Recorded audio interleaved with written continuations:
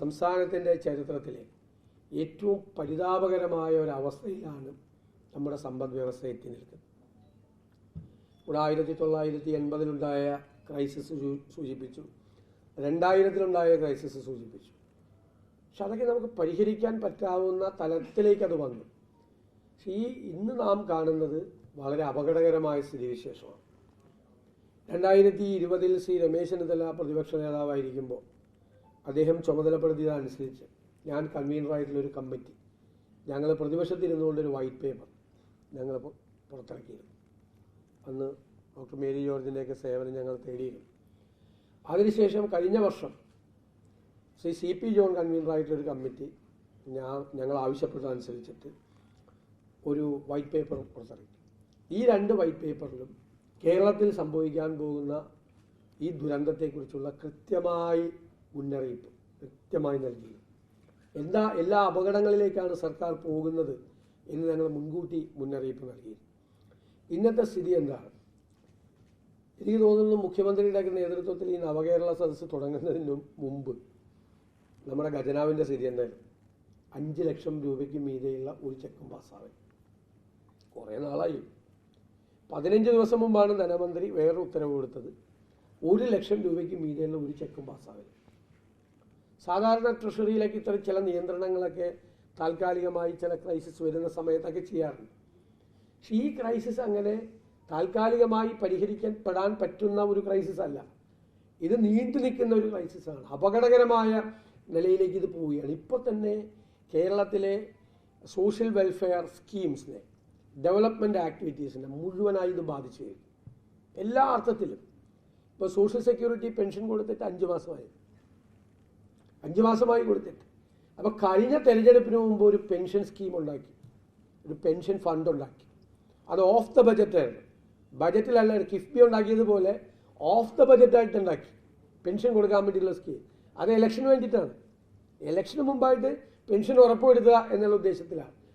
അപ്പം നമ്മൾ പറഞ്ഞു ഏറ്റവും ലാസ്റ്റ് ഓപ്ഷനാണോ ഏറ്റവും സാധാരണക്കാരായ ഏറ്റവും പാവപ്പെട്ടവരായ ആളുകൾക്ക് പെൻഷൻ കൊടുക്കുക എന്നത് ഏറ്റവും ലാസ്റ്റ് ഓപ്ഷനാണ്?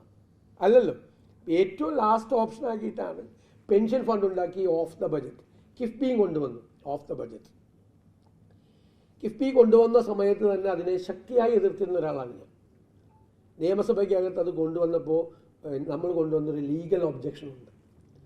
ഒന്ന്, അത് എല്ലാ ഇടപാടുകളും നമുക്കറിയാലോ, എല്ലാ അലോക്കേഷനും സംസ്ഥാനത്തിൻ്റെ കൺസോളിഡേറ്റഡ് ഫണ്ടിൽ നിന്ന് കൊടുക്കുന്ന ഓരോ തുകയ്ക്കും ലെജിസ്ലേച്ചറിൻ്റെ സ്ക്രൂട്ടിനിക്ക് വിധേയമാണ് അല്ലേ? കിഫ്ബി അല്ല. കിഫ്ബിയുടെ ബേസിക് കോർപ്പസ് എവിടെ നിന്നാണ്? ബേസിക് കോർപ്പസ് കൺസോളിഡേറ്റഡ് ഫണ്ടിൽ നിന്നാണ്.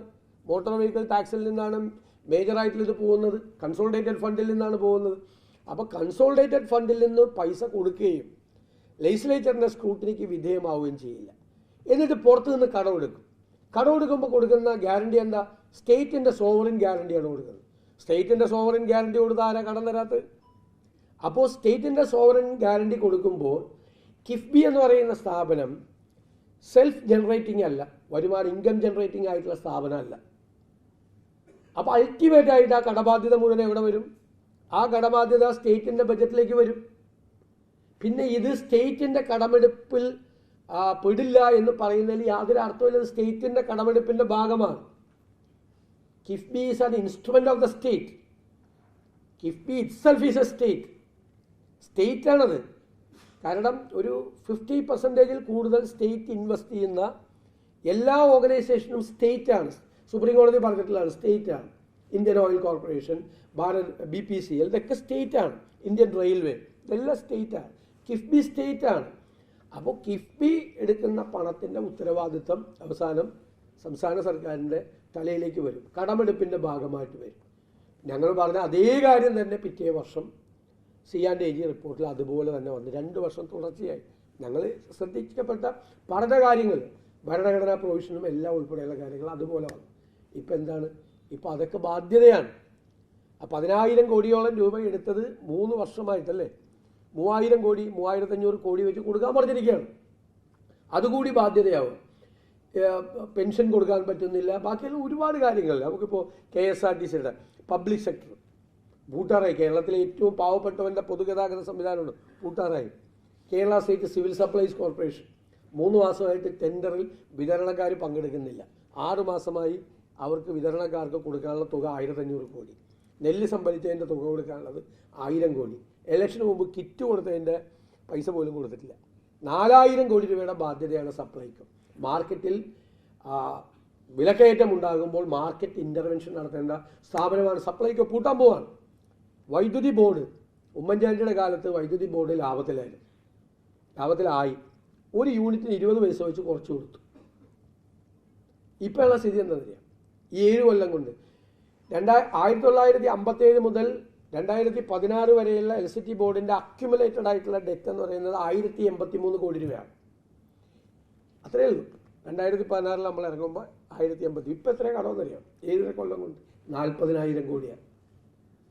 അപ്പോൾ കഴിഞ്ഞ 6-7 മാസം മുമ്പ് വൈദ്യുതി ചാർജ് കൂട്ടി, ഇപ്പോൾ വൈദ്യുതി ചാർജ് കൂട്ടിക്കൊണ്ടേയിരിക്കും. ഇനി എല്ലാ മാസവും കൂട്ടിയാലും വൈദ്യുതി ബോർഡിന് നിൽക്കാൻ പറ്റാത്ത ക്രൈസിസിലേക്ക് പോവുകയാണ്.